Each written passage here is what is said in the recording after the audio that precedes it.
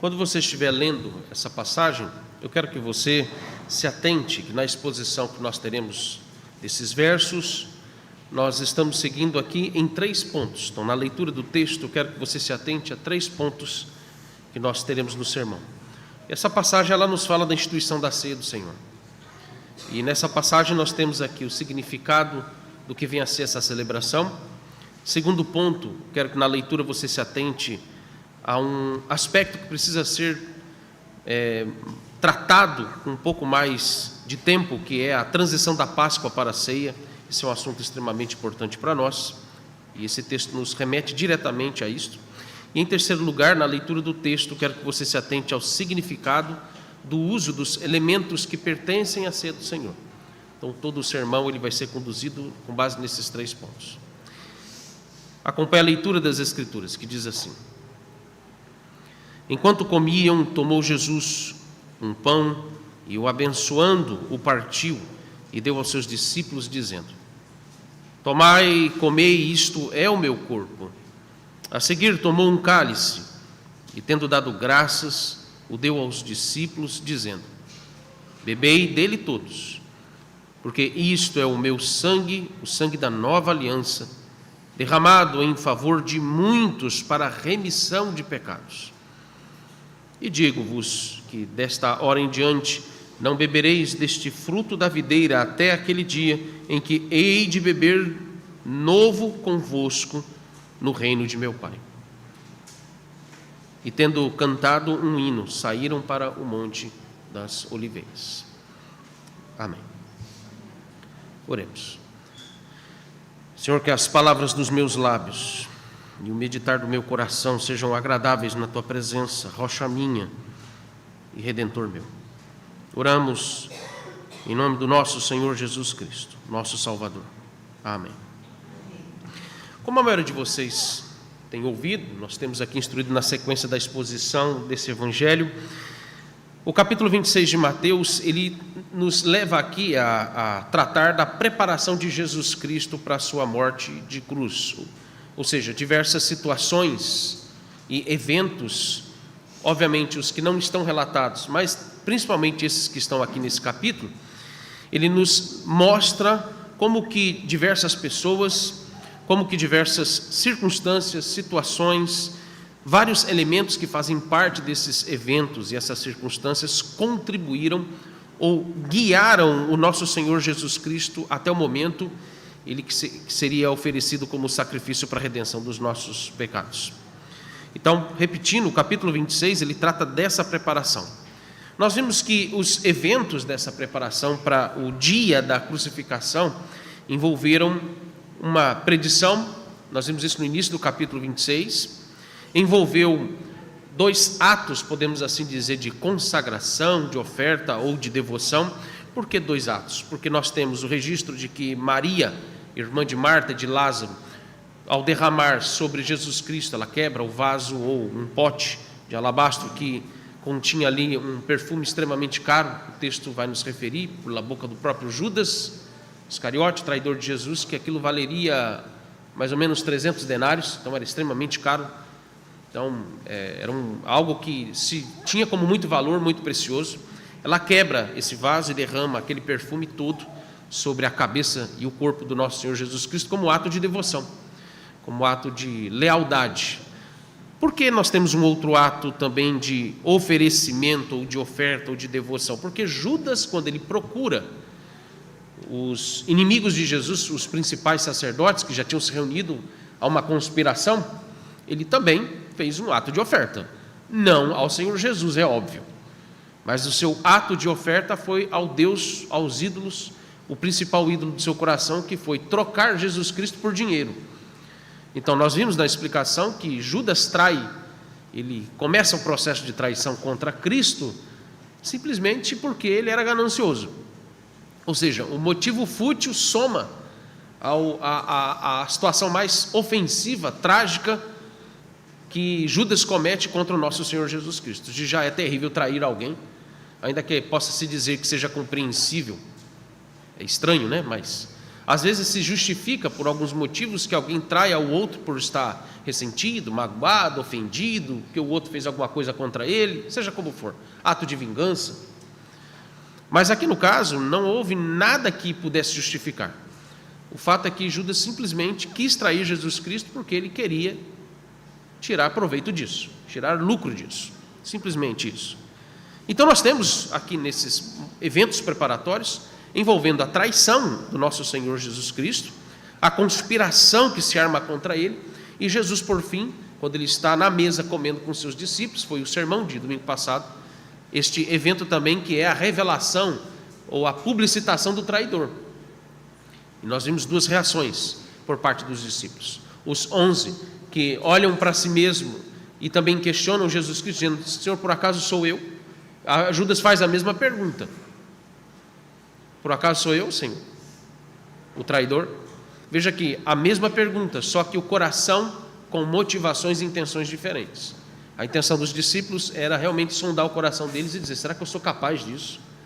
A sondagem, o exame do coração, aquele momento que foi de contrição, para que eles pudessem perceber que eles potencialmente eram capazes de trair o nosso Senhor Jesus. Aliás, um deles traiu. Pedro traiu. Não apenas Judas, Pedro nega Jesus Cristo, é um tipo de traição. A diferença de Judas e Pedro é que Jesus disse para Pedro: o meu Pai tem me dado, e eu tenho rogado e orado por você para que você não se perca. Eleição. A diferença é que Judas já tinha sido profetizado nas Escrituras que Judas, ele, sendo filho da perdição, iria trair o nosso Senhor Jesus para que se cumprisse as Escrituras. Então, ele estava destinado à morte, à perdição. O que vimos que estes eventos, ainda que Judas ele faça parte dos planos providenciais e decretivos de Deus, ou seja, Deus havia decretado que esse evento ia acontecer, mas a responsabilidade de Judas não é anulada. Ele fez isso consciente. Ele mesmo disse isso, quando ele declara, e ele vai dizer posteriormente, quando Jesus já está sendo encaminhado e crucificado, ele procura novamente os sacerdotes, e os sacerdotes jogam sobre ele exatamente essa responsabilidade, a consciência que ele tinha, da escolha que ele fez. E ele mesmo reconhece isso, dizendo: eu pequei traindo um inocente. E ele se mata. Ele não se arrepende, ele se mata. Veja, o que nós seguimos aqui com respeito às aplicações de todos esses pontos envolvendo o capítulo 26, dessas preparações destes eventos, uma coisa que a gente precisa sempre lembrar e aplicar é que Jesus, apesar dele ter se sujeitado a passar por todas essas terríveis situações, apesar dele ter submetido a essa terrível agonia por causa do seu estado de humilhação, tudo estava sob o controle dele. Cada evento, cada situação, ele vai mostrando isso a cada circunstância dessas preparações terríveis que vão envolvendo e o direcionando a ser levado à morte de cruz. Cada aspecto, cada elemento da criação, cada situação, cada evento estava subordinado ao nosso Senhor Jesus Cristo como Filho de Deus, para que tudo se cumprisse perfeitamente e a obra redentora a nosso favor fosse realizada. Então tudo estava sob o seu controle. Isso é para nos trazer consolo e conforto com respeito a todas estas coisas terríveis que nós temos acompanhado sobre o que aconteceu com ele. Ele deveria passar por isso. Isso era parte dos planos redentivos e divinos para a nossa salvação. Mas no sermão de hoje nós vamos seguir na análise aqui agora dos versos 26 ao 30, que trata de mais um destes eventos preparatórios para que ele pudesse concretizar a sua obra redentora. A cena que nós temos aqui diante de nós, nesses versos, nos mostram e também nos envolve a última comemoração da Páscoa de Jesus pelo nosso Senhor Jesus junto com os seus discípulos. E veja que aqui a Páscoa, a gente precisa lembrar que no contexto dessa passagem, realça-se aqui não apenas uma celebração religiosa em si mesma. Talvez, eu diria que tenho quase certeza que para os judeus, ainda que tivesse essa conotação religiosa, isso já não passava de mera tradição cultural dos judeus, inclusive para o orgulho e soberba deles, a comemoração da Páscoa. A Páscoa ela estava envolto, inclusive, ao anseio, principalmente dos líderes dos judeus, de usarem as festividades, ou as principais festividades do povo de Israel, como uma espécie de meio para você ganhar muito dinheiro. Então, explorar turismo cultural, histórico e religioso, vamos assim dizer. O que acontece, por exemplo, em algumas cidades religiosas do nosso país, por sermos de uma cultura católica popular, tem cidades que nós temos culturalmente, historicamente, esse tipo de situação.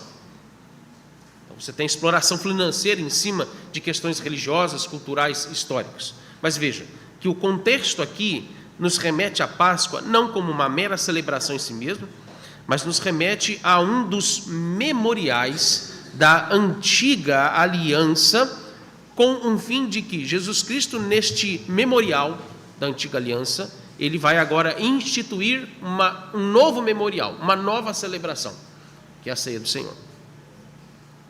A ceia do Senhor é uma expressão que a gente usa, apesar de que a palavra ceia, ainda assim, é uma expressão que nós a temos, ainda que a expressão literal para esse memorial é uma celebração do pão e do vinho, do corpo e do sangue de Cristo. Inicialmente, vamos entender o que estas duas celebrações, em especial a ceia, obviamente, o que elas nos apontam aqui corretamente sobre o sentido que elas têm. Celebrações estas que, por não serem apenas meras comemorações, mas nós temos aqui dois sacramentos. Tanto a Páscoa como a ceia do Senhor, eles são sacramentos. A Páscoa foi o sacramento da antiga aliança, ou um dos sacramentos da antiga aliança, e a ceia do Senhor é um dos sacramentos da nova aliança. Observe que Deus, por meio da sua palavra, ele instituiu ordenanças. O que isso significa? Que ele instituiu atividades públicas, solenes, culticas, para nossa edificação, para nossa santificação, seja ela individual como também coletivo, principalmente coletivo. Nós temos as ordenanças, pelo menos duas categorias de ordenanças. Nós temos as ordenanças simples e nós temos as ordenanças sacramentais. Eu vou usar essa expressão, ordenanças sacramentais, para que sejamos mais didáticos para diferenciar o que é uma e o que é outra.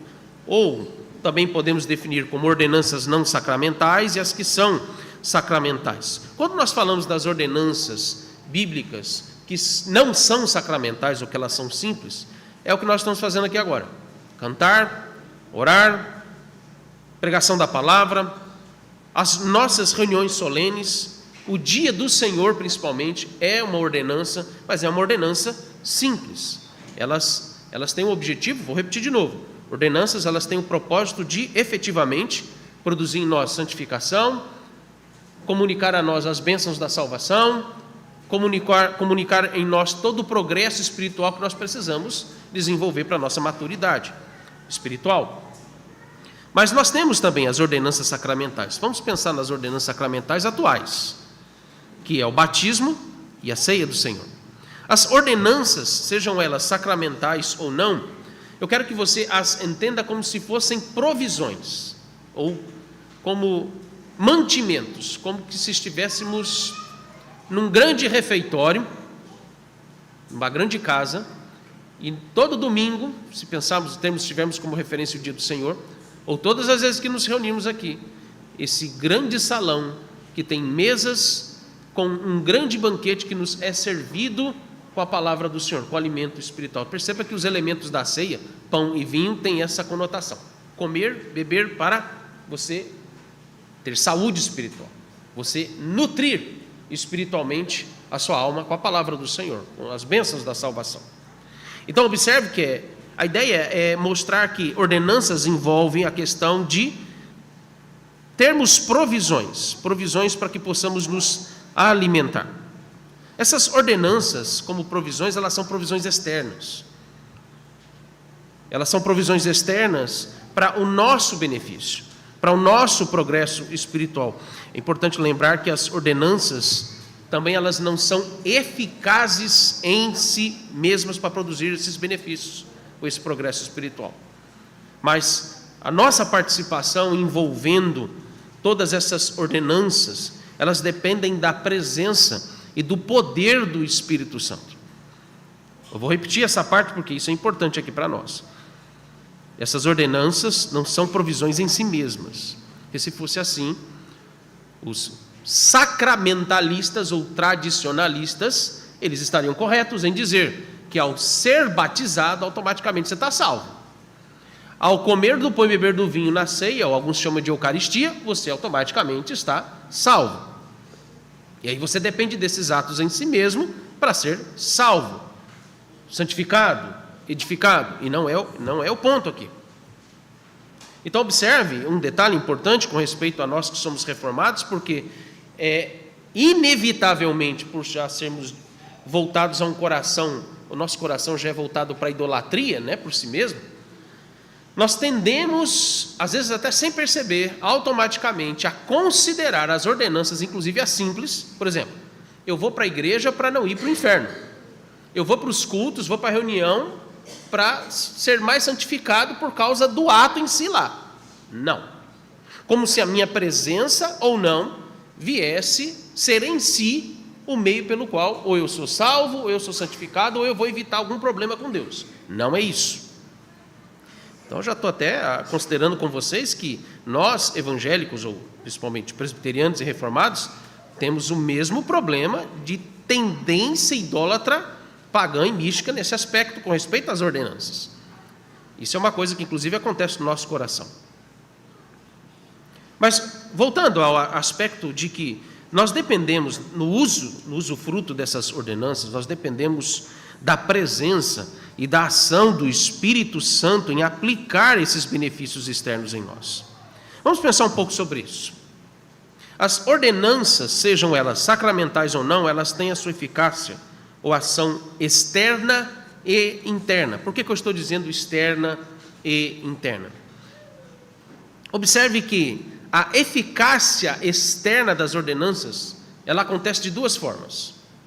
Ela vai produzir vamos dizer assim, dois benefícios, ainda que uma pessoa, ela frequente a igreja, e ela não seja verdadeiramente convertida, ela desfruta desses dois benefícios, que são os benefícios de uma eficácia natural e outra que é moral. Por que ela é natural e moral? Primeiro, porque elas atingem todas as pessoas que participam delas. Vamos considerar, irmãos, que na membresia da igreja você não tem só verdadeiros crentes. Você também tem pessoas que são incrédulas, são falsos crentes. Remetemos de novo ao contexto aqui da passagem, pensando aqui em Judas, que não sendo crente, não crendo no nosso Senhor Jesus Cristo, sendo alguém que foi denominado de filho da perdição, tomou da ceia do Senhor. O nosso Senhor Jesus partiu o pão e deu para ele. E ele passou a bandeja de volta para Jesus. Lembra que Jesus disse: aquele que põe a mão no prato e come comigo é o meu traidor. Ele pegou e devolveu, e ele estava do lado de Jesus. E do outro lado estava João. Segundo lugar, então perceba, é natural, eles estão presentes. Eles comem e bebem do pão, se pensarmos no contexto da ceia. Eles estão no culto ouvindo a pregação da palavra. Se estão aqui naturalmente, estão protegidos, não estão correndo riscos, perigos, inclusive com respeito a diversas circunstâncias e situações, o que levariam a uma degradação ainda pior de risco da sua vida. Mas ela é moral também, porque elas agem na sua formação religiosa e também agem na sua formação, como eu disse aqui, a expressão moral desses participantes. De alguma maneira, a pessoa que come e bebe do pão, mesmo que ela não seja convertida ou crente, ela seja indigna de comer do pão e beber do vinho, ainda assim, isso tem um efeito a frear a sua pecaminosidade e causar nela, ainda que serviu, um temor a Deus. Ela tende a ser mais religiosa, mais cuidadosa com a sua vida moral, ainda que não demonstre fruto de arrependimento verdadeiro. Então veja que a eficácia externa diz respeito a isso, mas a eficácia interna das ordenanças, ela não é meramente moral e natural, mas ela é espiritual e ela é sobrenatural. E por quê? Primeiro, porque elas agem apenas no coração dos verdadeiros crentes. Segundo lugar, porque elas dependem, eu já disse isso aqui agora, e esse é o ponto principal, elas dependem de duas grandiosas obras. Elas dependem da obra redentora, elas dependem dos méritos de Cristo, por isso que houve a necessidade dele ser entregue à morte de cruz e ser ressuscitado, e ele mesmo ressuscitou a si mesmo, a Trindade participa disso, como também elas dependem da presença e da obra do Espírito Santo no coração deles. Em terceiro lugar, elas produzem de fato santificação, elas vão produzir em nós confiança em Cristo e elas vão nos dar crescimento espiritual. Quem é que produz isso? No momento de usufruirmos dessas ordenanças, é o Espírito Santo. É Ele quem produz isso em nós. Então veja que a ceia do Senhor é uma dessas ordenanças que nós consideramos sacramental pelos seguintes motivos. Primeiro motivo, ela envolve um ato solene, mas não é solene em si mesmo. Por que nós denominamos o dia do Senhor de culto solene? Essa é uma pergunta. Por que nós denominamos a ceia do Senhor e o batismo como sacramentos por serem atos solenes? Não é porque é apenas uma cerimônia em si mesma. Eu acabei de mostrar para vocês que aqui a Páscoa realça-se não como uma cerimônia em si mesma. Ela realça-se como um memorial, uma celebração. Ela aponta para algo que não é apenas uma tradição que está sendo aplicada. Mas ela é solene porque ela é pactual. Pacto. Ela é pactual porque ela foi ordenada pelo próprio Senhor Jesus Cristo como um meio de nos comunicar as promessas da graça do Senhor Deus. Quando se diz solene, significa que é um ato formal, público, porque todo ato formal público nos leva a compromisso assumido pactualmente entre Deus e o seu povo. Por isso dizer que também a ceia do Senhor é um dos selos da nova aliança. A palavra selo é a mesma para memorial, é a mesma para celebração solene. Segundo lugar, o sacramento, e agora me permita apropriar dessa expressão mais em particular, que é memorial. Os sacramentos são memoriais que nos instruem didaticamente a realidade espiritual da obra da salvação em nós. Eu vou repetir. Nos instrui a realidade, veja bem a expressão que eu estou usando, da obra redentora de Cristo em nós. É uma realidade, mas não é uma realidade física meramente, é uma realidade espiritual. Coisas que não vemos, a obra da redenção em nós, ela é invisível. A graça atua de forma invisível, ainda que ela possa ser verificável visivelmente no comportamento, na conduta, no estilo de vida, no padrão de vida das pessoas que recebem essa graça, que é invisível. Ou seja, ela nos envolve com símbolos que são palpáveis, pão e vinho, comer e beber, em referência a bênçãos que são espirituais. Então, vejam que a forma de nos envolvermos didaticamente com estas bênçãos é de duas formas. Primeiro, por meio dos nossos sentidos corpóreos, ou por meio dos nossos sentidos físicos, porque nós ouvimos, veja, pode-se dizer que o sentido principal que se aguça, que se desenvolve quando estamos cultuando ao Senhor solenemente pelas ordenanças simples, é o ouvir.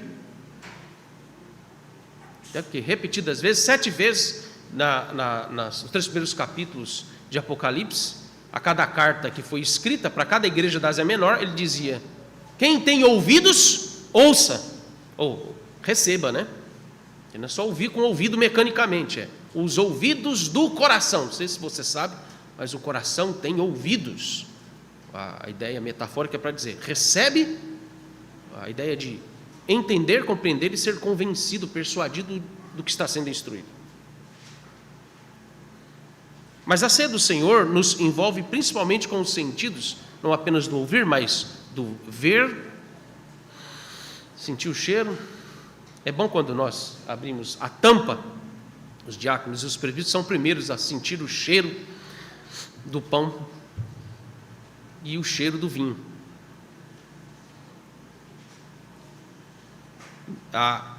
o toque, como também o paladar, quando comemos e bebemos.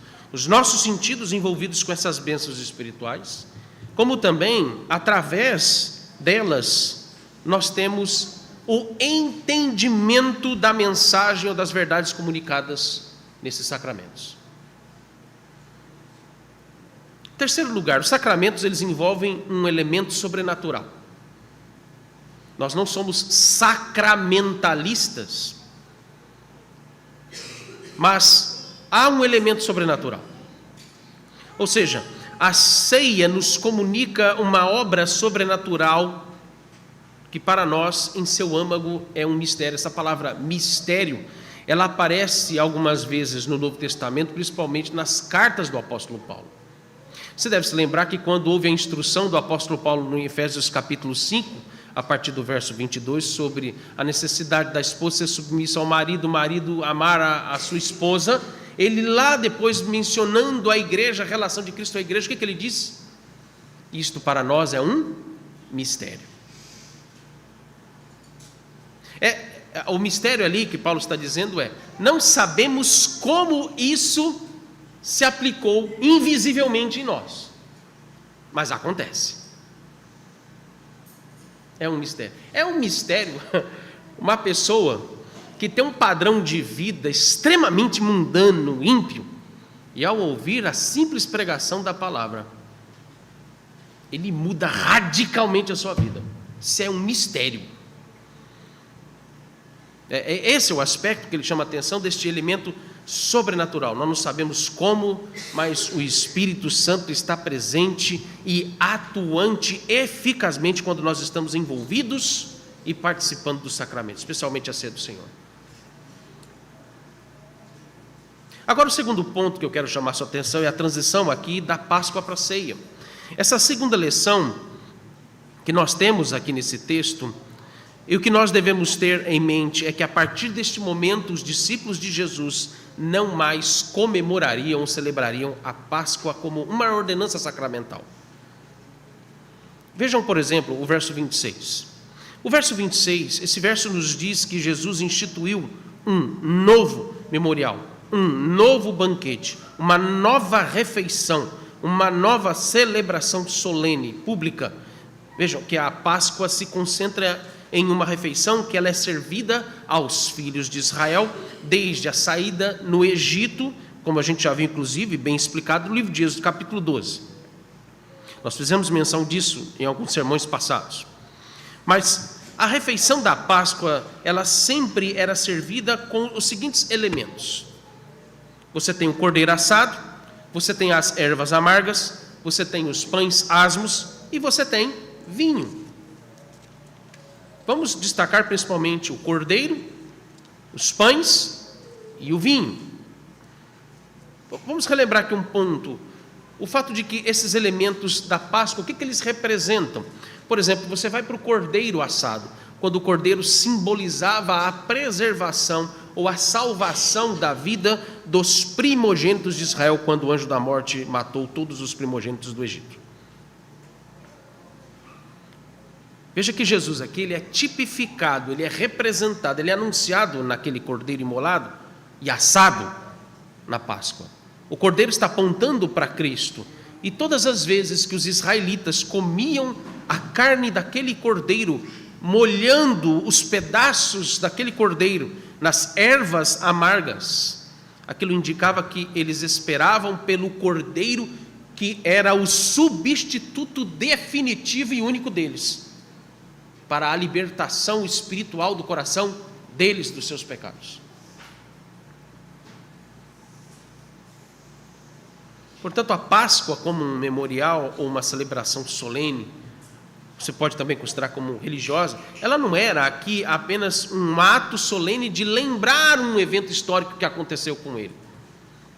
O 7 de setembro, que é a comemoração da independência do nosso país, sempre há um evento solene em que os desfiles militares, canta-se o hino nacional, canta-se o hino da independência, relembra-se os heróis da independência e tantas outras coisas que fazem parte dessa solenidade, vista como apenas uma rememoração de um evento histórico, como um mero símbolo.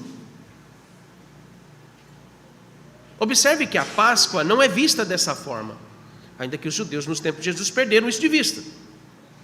A Páscoa, ela vai além disso. A Páscoa é um ato de fé. É um ato de fé. Não se pode olhar para a Páscoa como hoje faz, inclusive, as pessoas fazem no mundo inteiro, especialmente no Brasil, como se fosse uma mera expressão cultural judaico-cristã, em que nesse período do ano que nós estamos agora, foi semana passada, comemora-se o que se chama de Páscoa. Precisa ficar claro para nós, meus irmãos, que Páscoa e ceia são dois memoriais distintos, em que um substitui o outro, e a implicação clara disto é que nós não comemoramos mais a Páscoa da antiga aliança. Não faz sentido você comemorar o que se denomina de Páscoa nesse feriado anual de cada ano, de cada período do calendário religioso moderno, contemporâneo, administrado inclusive pelas nossas autoridades civis como um feriado nacional, porque ela é falsa.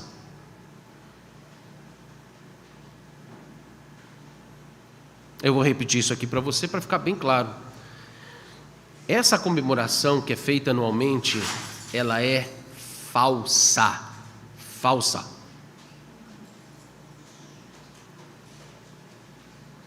Não faz sentido você comemorar o que se denomina Páscoa, ainda que eles considerem elementos que são próprios do cristianismo envolvendo a morte e a ressurreição de Cristo. Porque enganosamente gostam de nos ludibriar mencionando Cristo nessas comemorações, mas o foco não é Ele. E essa comemoração, ela não é legítima à luz das Escrituras.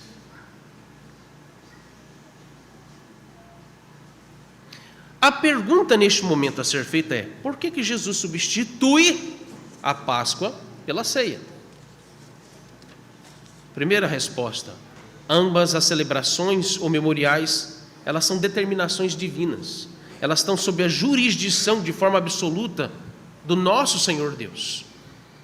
É Ele quem determina qual memorial deve ser comemorado e qual memorial não deve mais ser comemorado. Ele determinou assim. E veja que o próprio Senhor Jesus Cristo, Ele está fazendo esse processo de substituição de uma ordenança que pertence à antiga aliança. E veja, se Jesus é a transição para o encerramento de uma aliança antiga, para dar início a uma nova aliança que se perpetua até a sua segunda vinda, não faz sentido então você comemorar aquilo que pertence a uma por isso que o nome é antiga, a uma antiga aliança. A sua efetividade se encerrou. O primeiro aspecto é esse: Jesus, como Filho de Deus, Ele sendo Deus, Ele a encerra, porque Ele que jurisdiciona sobre essas questões, não somos nós. A igreja só tem que obedecer e administrar e defender isso. O que nós encontramos aqui em Mateus, como nas demais passagens do Novo Testamento, que tratam da ceia do Senhor, é que Jesus ele faz essa substituição. Agora veja, em segundo lugar, a segunda resposta é: há uma mudança de significados. Veja, tanto a Páscoa como a ceia, elas possuem um propósito em comum. Esse é um detalhe importante para você considerar, porque ambas celebram. Vamos voltar à imagem que está concentrada na comemoração ali da Páscoa pelo povo de Israel. Qual é o elemento principal ali que eles comem? O cordeiro. A transição, lembra que nós tivemos uma passagem que Jesus, a passagem enfatiza claramente a festa da Páscoa, já se combinando junto com a festa dos pães asmos. É a transição. Essa transição já estava predita, inclusive nas leis cerimoniais. Observe que aqui nós temos o cordeiro como sendo o elemento central, ou de destaque nos dois memoriais. Perceba algo importante: Jesus, ao instituir a ceia, ele estabelece os elementos que farão parte dessa celebração, desse memorial. Ele dá destaque a quais elementos? Na mesa: o pão e o vinho. Você vê isso nos versos 26 e 27. Repare que pão Jesus usou para celebrar e instituir a ceia. O pão que era servido na festa dos pães asmos.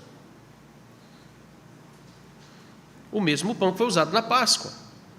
Que vinho ele usou para servir os seus discípulos? O mesmo vinho que eles tomavam para a celebração da Páscoa. Ou seja, nós temos outro ponto em comum. Os elementos que são usados nessa celebração ainda se considera o cordeiro, e temos a permanência do pão e do vinho. Repito, que são estes os elementos centrais desta celebração, ou das duas celebrações.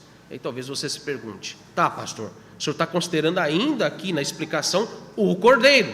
O cordeiro está aqui ainda incluso na comemoração ou no memorial da nova aliança, que é a ceia. Ok, cadê o cordeiro na ceia? Por que a gente não assa cordeiro e come? Acho que alguns aqui já perceberam onde é que está a resposta, né? Quem é que está oferecendo o pão e o vinho? O Cordeiro de Deus que tira o pecado do mundo. Para que comer cordeiro? O cordeiro morto está ali estendido. A Páscoa, passa-se a Páscoa, finaliza-se talvez o momento em que Jesus ele pega o pão e ele toma o vinho. Eles já tinham comido o cordeiro já estava sendo alimentado, acabou, encerrou-se aquela fase.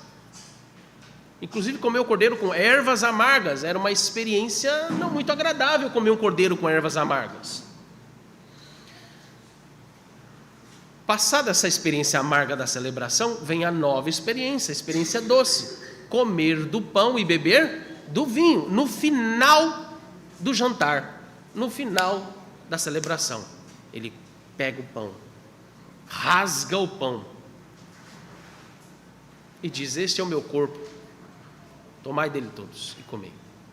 Ele pega o copo, a taça, seja como fosse, e levanta e diz: este é o meu sangue, o sangue da nova aliança, derramado em favor de muitos para a remissão dos seus pecados. Bebam dele todos, em memória de mim. Quem é que está fazendo isso? O próprio Cordeiro, que já estava a horas de ser entregue à morte de cruz.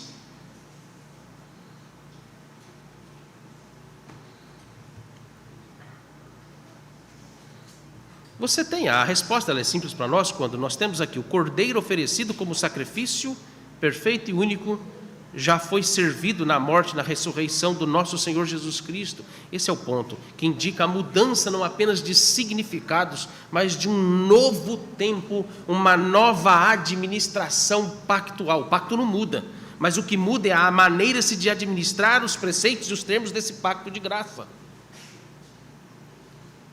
Isso inclusive torna mais eficaz, torna ainda mais pleno o usufruto das bênçãos da salvação, que o povo de Israel não tinha. Veja o que nos diz o verso 28. Porque isto é o meu sangue. Eu quero dar destaque a essa próxima expressão: o sangue da nova aliança, derramado em favor de muitos para a remissão de pecados. O cordeiro não está mais na mesa da celebração, porque ele já foi oferecido, ele já foi recebido como oferta perfeita diante de Deus Pai para a remissão dos nossos pecados. Isso indica uma clara mudança de tempo na administração do pacto de graça. Nós saímos da administração da antiga aliança, ou seja, nós deixamos a Páscoa e agora nos submetemos à administração da nova aliança. Celebramos a ceia do Senhor. Você pode até chamar a ceia do Senhor de Páscoa, não tem problema. Diga: eu vou celebrar a Páscoa da nova aliança. Quando você faz isso? De domingo a domingo. Por isso que você não pode faltar no culto de domingo.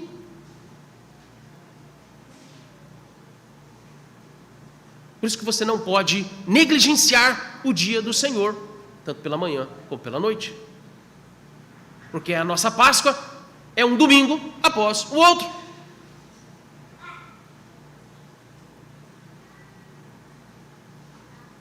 Principalmente, no nosso caso, é uma vez por mês.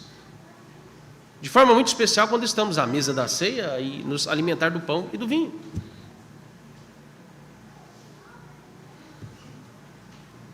Deixamos de comer o cordeiro com ervas amargas, que representa essa amarga vida de escravidão do pecado, e nós passamos a comer o pão e o vinho que nos dão um novo sabor de vida por causa do sacrifício de Cristo a nosso favor. Muda até o paladar. O paladar é doce, porque Jesus comeu toda a ira que derramou-se sobre ele com ervas amargas. Por fim, os elementos da ceia, o seu significado, onde nós entramos nesse terceiro ponto, onde nós temos o pão e o vinho. Aqui nós vamos entender quais os significados que são determinados por Jesus nessa celebração da ceia. O pão aqui, nas palavras de Jesus, representa o seu corpo, e o vinho representa o seu sangue derramado. Mas veja, a primeira questão a ser aplicada é: os elementos da ceia, eles não são uma manifestação literal ou física do corpo e do sangue de Cristo. Ainda que ele diga: isto é o meu corpo e isto é o meu sangue. Quando Jesus usa essa expressão, isto é o meu corpo ou isto é o meu sangue, ele não está dizendo que ali há a presença física do corpo e do sangue dele. Até porque naquele momento ele fez isso ainda estando com o seu corpo ali diante de todos, com um pão e um vinho. E vamos ser sensatos e coerentes na interpretação de um texto bíblico como esse, quando Jesus está em um ato solene. Vamos lembrar? Solenidade envolve o ato de atribuir significado ou sentido ao que se faz. Vamos analisar isso observando os versos 26 e 27, quando o verso 26 diz: tomou Jesus um pão e abençoando partiu e deu aos seus discípulos dizendo: tomai, comei, isto é o meu corpo. Ele dá a ordem do que fazer, os procedimentos a serem tomados, e depois ele diz o significado do que eles estão fazendo. Veja atentamente o uso dos verbos: tomar um pão, abençoar o pão, partir o pão e dizer ou declarar algo que dá significado ao pão. A mesma dinâmica é aplicada ao vinho. O que Jesus faz solenemente é estabelecer significados sobre estes elementos com respeito ao que haveria de acontecer com ele algumas horas na morte de cruz. Quando se atribui significado a algo, aquilo passa a representar o sentido ali aplicado. Representatividade. Preste bem atenção, um detalhe importante: pão e vinho representam uma situação real, histórica, mas também e principalmente espiritual. O que isso significa? Que a presença de Cristo na ceia é algo real, mas não é físico, e sim espiritual. O pão, ele continua sendo pão, ele tem as suas propriedades químicas, físicas, e isso também se aplica ao vinho. Vinho é vinho. Se deixar de ser vinho, no máximo vai virar um vinagre, uma bebida amarga. O fato é que a presença corpórea de Cristo, ou seja, o corpo de Jesus Cristo, que pertence à sua humanidade, à sua natureza humana, está diante de Deus Pai. Está lá, na presença de Deus Pai. Ao mesmo tempo, Jesus Cristo sendo Deus, não se esqueçam disso, Ele sendo Deus. E aí lembra que eu disse, a ceia nos aponta para um mistério. Isso aqui é um dos elementos misteriosos. Mesmo que Jesus tendo a sua humanidade, o seu corpo, Ele não perdeu os seus atributos divinos. Quais são os atributos divinos que identificam aonde Ele está e o que envolve a extensão da sua presença? Onipresença. Isso é um mistério. Ao mesmo tempo, a sua presença é espiritual em todos os lugares deste mundo, principalmente em particular quando os crentes se reúnem, quando eles estão reunidos para adorá-lo e celebrá-lo e comer do pão e beber do vinho. Todas as vezes que solenemente nos reunimos no dia do Senhor, Cristo, Ele se faz presente entre nós e em nós. Quando nós participamos da ceia do Senhor, a sua presença ela é real e espiritual, e isso dá uma força maior, isso dá um significado maior na nossa mente e no nosso coração, com respeito a sempre lembrar: Cristo nunca nos desamparou, Ele sempre esteve presente e continuará presente no nosso meio. Quando comemos o pão e bebemos o vinho, isso na nossa mente, no nosso coração, torna-se ainda mais claro, vívido. Ele está aqui. Ele está nos alimentando. É como se o nosso Senhor Jesus, através dos seus oficiais, Ele mesmo servisse o pão para cada um de nós. E Ele vai dizer: eu estou aqui. Esse é o meu corpo. É Jesus quem está dizendo. Isso aí é o meu corpo.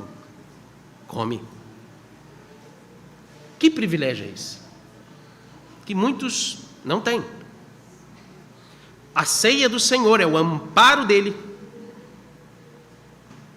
solenemente, pactualmente, uma vez por mês para nós.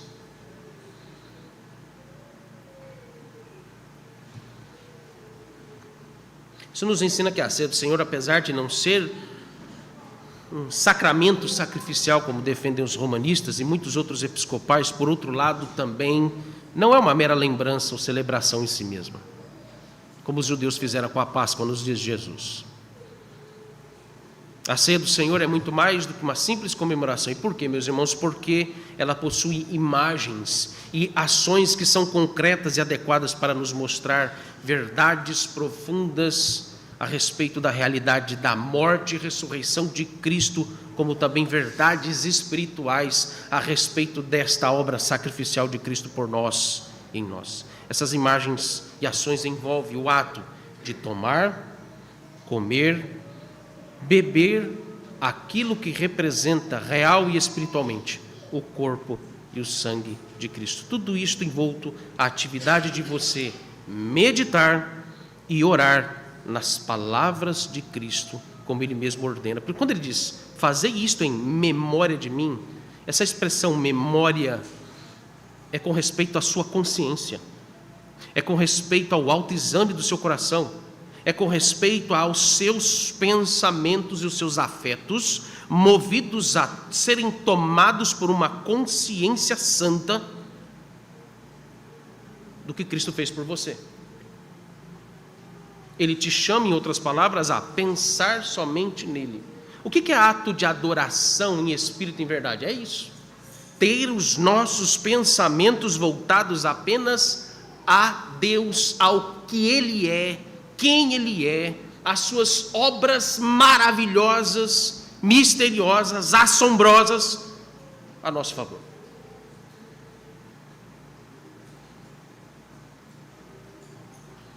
E nós entramos aqui, e talvez isso esteja acontecendo agora com alguns de nós. A nossa mente não está tomada totalmente por pensamentos que nos levam à presença dEle, ao ser dEle e às obras dEle.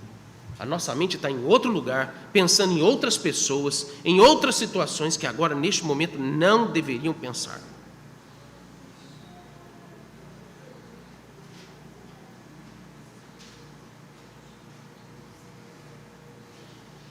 Por isso Jesus associou o que esses elementos significam. Isto é o meu corpo, isto é o meu sangue da nova aliança. Ele associa isto, esses significados, com o ato de comer e beber. Tomai, comei, tomai, bebei, fazei isto em memória de mim. Não se esqueçam de mim. Pensem em mim. Jesus quer que todos os nossos sentidos humanos se envolvam, sintam, experimentem, se comprometam com essas verdades do Evangelho a respeito da obra de Cristo. Jesus não quer que a ceia seja um ato sacramentalista ou cerimonialista, porque senão você vai pensar no pão e no vinho como se fosse seu talismã. Esse é o perigo.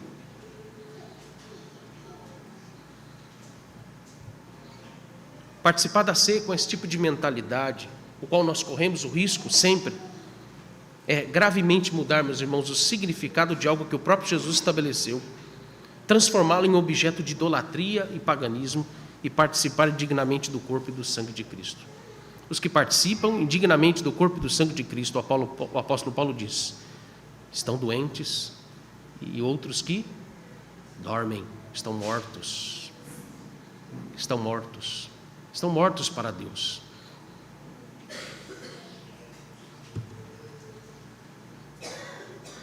Mas o que ele quis dizer quando nos deu essa ordenança da nova aliança?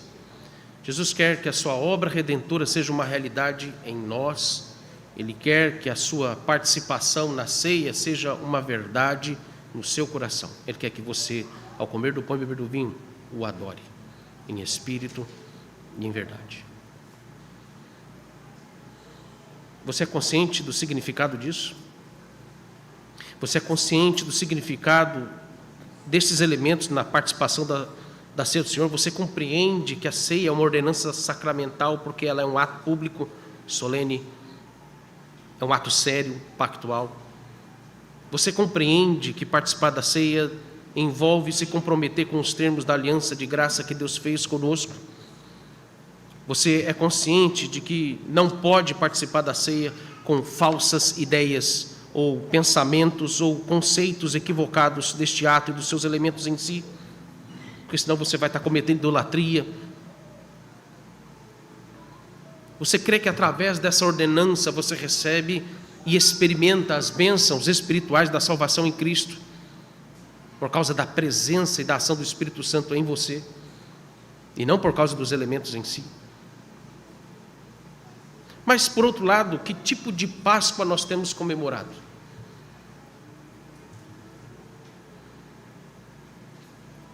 E é um desafio para nós isso, porque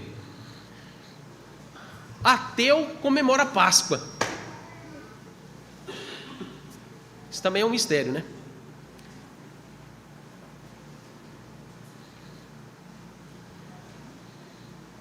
Você está no seu trabalho, quieto.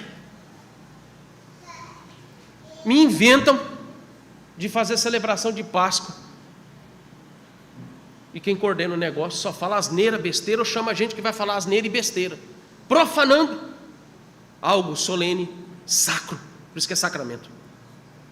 E nem eles deveriam sequer mencionar, deveriam ter vergonha de mencionar, porque não creem naquilo.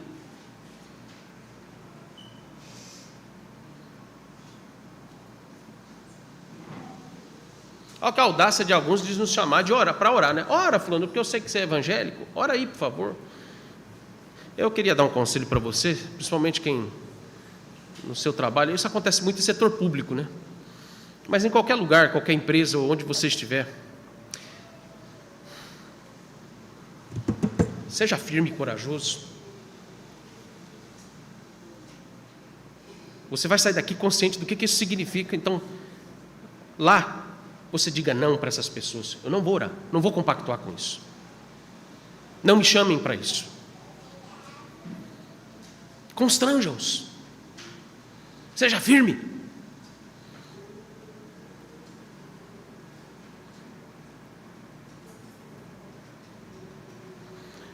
Minha pergunta a cada um de nós é se nós ainda estamos presos a essa celebração de uma falsa Páscoa que é estabelecida por homens, instituições seculares e mundanas, por meio de feriados e expressões culturais. Ou se nós já nos libertamos destas coisas. Não estou falando daqui, irmãos, estou falando da consciência, do coração. Você tem experimentado a Páscoa da Nova Aliança a cada semana, a cada dia do Senhor, e principalmente quando você toma a ceia junto com seus irmãos? Vamos orar. Senhor, nós cremos que a nossa Páscoa está personificada, estabelecida em Ti, na Tua obra. Cremos que Cristo é o nosso Cordeiro Pascal, que não há mais necessidade de imolar e comer um cordeiro como celebração pascal. Cremos, ó Deus, e nos alegramos com a realidade de que Cristo tornou possível a nossa libertação e redenção do pecado, sendo Ele mesmo o nosso Cordeiro que foi imolado uma única vez e o seu sangue derramado como um único sacrifício. Por isso, ó Deus, nos auxilia ao compromisso que devemos ter com estas instruções e exortações solenes a respeito do significado da ceia, do seu entendimento correto e bíblico, como também, ó Deus, o nosso compromisso de participar desta celebração de forma digna. Livra-nos, ó Deus, da tentação de voltar aos rudimentos escravizadores e pagãos deste mundo, em distorcer o sentido verdadeiro, ó Deus, da Páscoa, e de nos afastar de Ti, da Tua palavra, com tradições e celebrações desvirtuadas. Oramos, em nome de Cristo Jesus, nosso Senhor. Pai nosso que estás nos céus, santificado seja o Teu nome. Venha o Teu reino, faça-se a Tua vontade, assim na terra como no céu. O pão nosso de cada dia dá-nos hoje, e perdoa-nos as nossas dívidas, assim como nós temos perdoado aos nossos devedores. E não nos deixe cair em tentação, mas livra-nos do mal, pois Teu é o reino, o poder e a glória para sempre. Amém.